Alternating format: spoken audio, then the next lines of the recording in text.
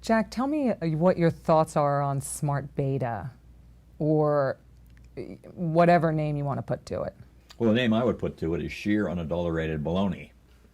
Beta, as probably your readers and listeners know, is the market risk. And we define beta as 100. And that's the market beta, that's the volatility of it. And so smart beta is getting some extra return over and above the market. Well, people have been trying to use that since the beginning of time. It had a different name. It was called professional management, or a lot of things like that, finding good managers. This is the same thing. And I think it's fair to say, by definition, it cannot work, because for everyone that thinks they're a smart beta, every smart beta is offset by a dumb beta, because the market comes out to zero. And there's no systematic way that any group of investors can consistently beat the market. And these smart beta funds, some call it fundamental investing, some call it dividend yield investing. There's nothing really wrong with them. They've just so overclaimed their ability. The Rothschild legend is that after the Battle of Waterloo, which is I previously head of Wellington Management Company, I knew all about the Battle of Waterloo. But everybody expected that Britain would lose the war with France. And so British bonds were deeply depressed. And after the Battle of Waterloo, when Wellington and a German general combined to lick Napoleon, Rothschild heard about it, and he got a carrier pigeon and sent the carrier pigeon to London saying, buy all the British bonds, they called them consols, that you can at these depressed prices. He beat everybody else to the punch because his carrier pigeon is going all the way over there. And that's the first example that I can think of that said speed was important in executing orders. And this is kind of a trading thing. You can't do that consistently, I know that. But speed is what high-frequency trading is, and we've gone a long way from the carrier pigeon. It's just a wonderful anecdote, partly apocryphal.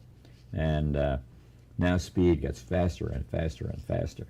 And yes, there are lots of things wrong with high-frequency trading, and they ought to be investing. But the big thing about high-frequency trading is it has taken the costs in these new markets of ours, penny rounding or even less, used to be 12.5 cents and up to 35 cents commission per share, and now it's almost zero. And that's partly because high-frequency trading has taken down the cost of trading to an almost irreducible amount. Is it a penny? Is it a half a penny? But there are a lot of issues there.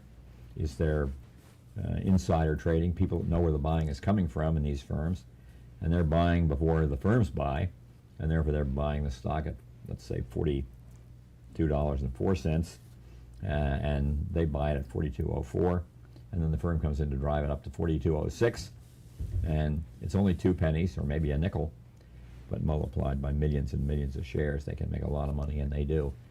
We don't know how much money these high-frequency trading firms make, but we ought to know. They ought to be regulated as exchanges, one by one. We know that. We ought to wonder how they're going to do when they start doing dark pools. There are many unanswered questions. But the bottom line is it's taken the cost of investing way down. So for active traders, that's good. The interesting thing is that what does high-frequency trading mean to an indexer who is buying and holding for a lifetime? Nothing. It's all in the short-term trading. It doesn't change the value of the corporate America in 2040. It can't. So it's all interim stuff that's based on trading. And so if you're a long-term investor, and particularly an index fund investor, it's indifferent to you. And if you're not, well, how do markets work? If you're paying a little more for a stock and somebody's doing some quick trading on the other side, they're getting a little more for it, right? I mean, you're paying more and they're getting more. The stock market is this closed circuit where there's no way of creating value inside it. The value is created by corporate America's earnings and dividends. So when you do that, when you do the high-frequency trading, to me the big issue is how much of those pennies are going to the trading firms as compared to the traders. because I don't have any way of saying, I don't think anybody does, that if investor A pays 2 cents more for a stock than maybe he should have, and the investor B gets 2 cents, who really cares?